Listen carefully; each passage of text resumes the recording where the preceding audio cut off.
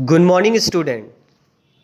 I am back with a new chapter, that is acid, bases and salt. This is chapter for class 7th. Remember, student, this chapter you have to do in your chemistry copy. Before starting with this chapter, let us have a short description about the topics which has to be covered in this chapter. First, introduction. Second, acids, different types of acids, properties, uses of acids, base, different types of base, indicators, salts, its preparations, properties, neutralization reaction, and the uses of neutralization reaction in day-to-day life.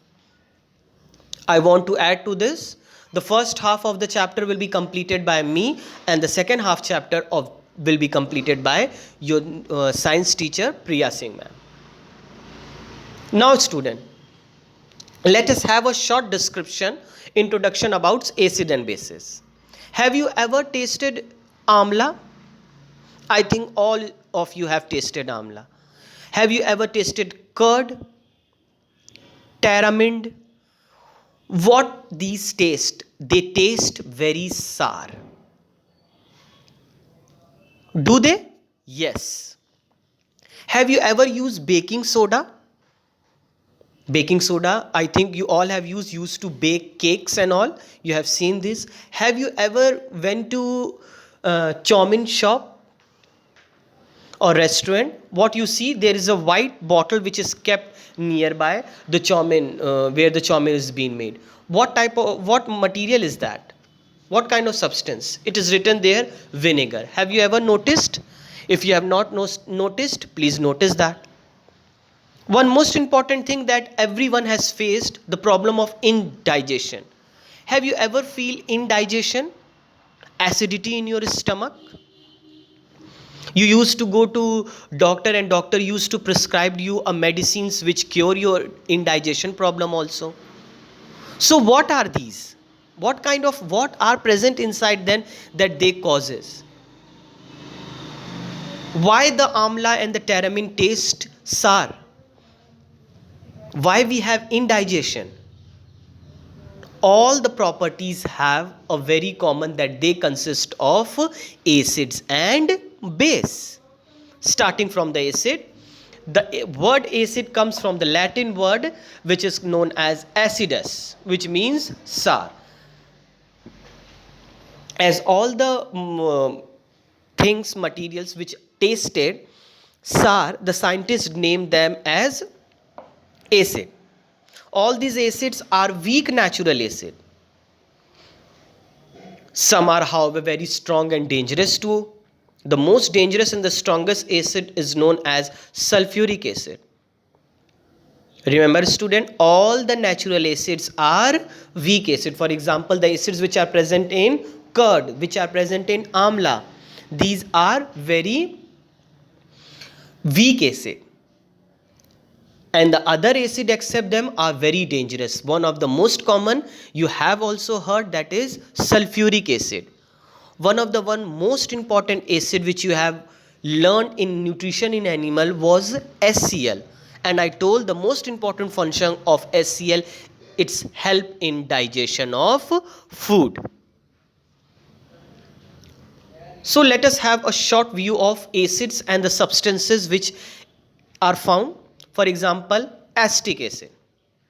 This is a kind of a natural acid which is found in vinegar. Formic acid is found in ants' instinct. Citric acid is found in citrus fruits such as oranges, lemons. Oxalic acid in spinach, lactic acid in curd, tartaric acid in tamarind, grapes and unripe foods. These are types of acids which are present in your eatables and in animals also. Now, due to this property that acids are found in this, acids are found in that, their scientists have given a classification to that. How they have classified, let us discuss about. Depending upon the source where the acids are found, they are classified as two types. Sources means from where we are getting the acid are classified as two: mineral acids and organic acids. What are mineral acids? These are those acids which are obtained from minerals. They are also called as inorganic acid. If the question come as what are inorganic acid, your answer will be same. What are mineral acids, your answer will be same, because mineral acids and inorganic acids are same. Examples: hydrochloric acid, sulfuric acid and nitric acid. Organic acids. Organic acids are those acids which are present in nature form, naturally. Means they are present in plants and animals. Previously I have also discussed. Let us discuss more. For example, lactic acid in the curd, oxalic acid in spinach and tomato, citric acid in oranges, lemon, malic acid in apple, tartaric acid in unripe mangoes, formic acid and stings, acetic acid in vinegar, ascorbic acid in amla. These are various types of inorganic acids. Now, depending upon the amount of water, the acids are classified as follows: concentrated acid and dilute acid. Now, what is concentrated acid? If the amount of water present is less, then it is a concentrated acid. Means if in an acid the water concentration is very low, then that type of acid will be called as concentrated acid. If you got a chance to go to the laboratory, and if you see the bottles of acid, it will be written, if you saw it written as CONC. So what you will understand it, what type of bottle it denote? It denote that it is a type of a concentrated acid. Dilute acid: if the amount of water is more than acid, means the acid if in an acid the water concentration is more than the acid, then it will be called as dilute acid. Now how you will recognize in the laboratory? The bottle will represent itself that it is a dilute. How? It will be written as DIL dot. So you will come to know instantly that this is a dilute acid. I have given the picture also, you can go through it very easily. Depending upon the strength of acid, it is classified as strong and weak acid. A strong acid is highly corrosive and causes severe burns. Remember, while handling strong acids, you should follow some precautions measures, because they are very corrosive and dangerous acids, and they can cause very severe burns to your body. For example, while handling hydrochloric acid, sulfuric acids and nitric acid. Weak acid. Weak acid on other hand are not as destructive as strong acid. Generally, all weak acids are organic acids only. I think this is clear to you how the acids have been classified. Let us discuss more. Students, before I start the chemical properties and the main properties about various types of acid, I want to discuss something new to you. Why? Because writing the acids as hydrochloric acid, sulfuric acid is a very tough job. Every time to write hydrochloric acid as HIDROCHLORIC is very difficult. So for the convenience, the scientists have designed a chemical formula for that. They have designed a chemical formula which is very easiest way to write the chemical to write any name of the acid or any name of the compounds. To understand this, let us have a brief view about how to write a chemical formula. Then we will discuss about the properties of acid.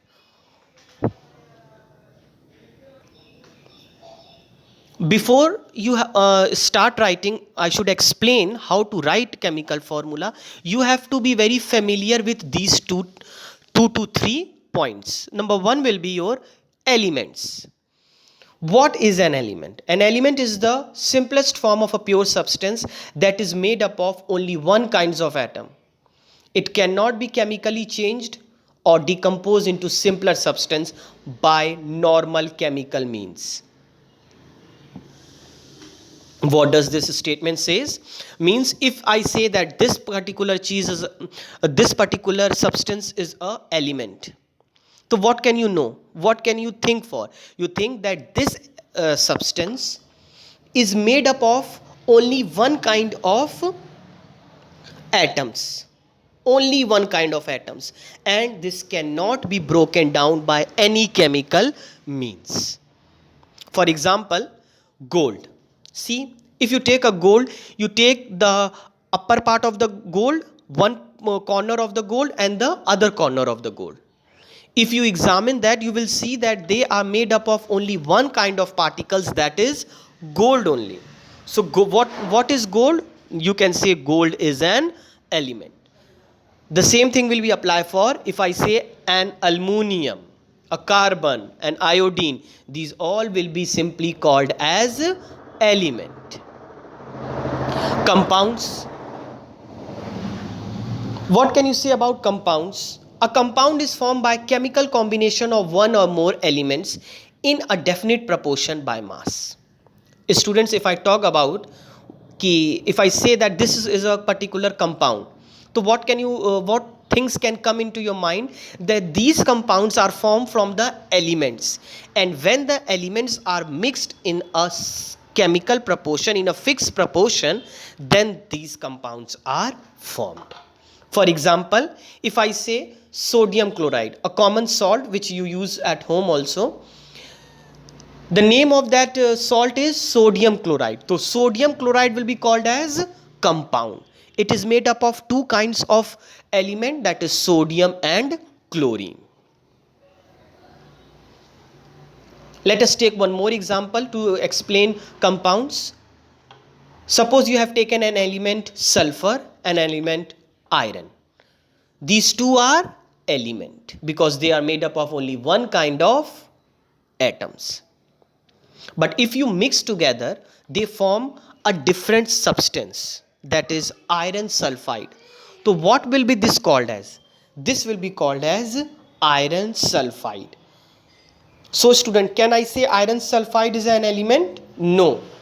Iron sulfide is a compound and iron alone is a element. I think elements and compounds are very much clear to you. Let us discuss. See students, continuously I am saying about that this is an element, this is a compound. There are over 118 elements known till now. To remember all this,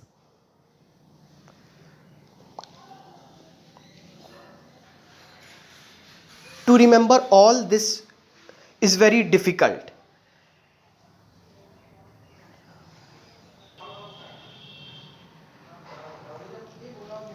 To remember 118 elements is very difficult, and to write every time sodium as sodium, chlorine as, it's very difficult. So for our convenience, the scientists have designed symbols for these. Now what is a symbol? A symbol represents the name of an element. First of all, what does the symbol symbolize? It symbolizes the name of an element. Symbols can consist of one or two letters. And the most important things, the symbol starts with a capital letter. Let us see few examples. One letter symbols. For example, carbon can be written as C, nitrogen can be written as N, fluorine can be written as F. Two letter symbols, it can be written as cobalt can be written as CO, calcium can be written as Ca, aluminum can be written as Al. As the first two letters of a compound is being taken, but for various other things, they have been to write name of few elements. They have taken the Latin name, the Latin name, and then they have given their symbols. For example, sodium, the chemical symbol for sodium is Na. But the name is sodium, so it can we should write SO, but it is not written as SO because SO is the name of some other chemical name. So it should not be repeated, they have taken the Latin name. The Latin name of sodium is natrium. So the first two letter of the natrium has been taken, that is Na. Similarly, you can say potassium.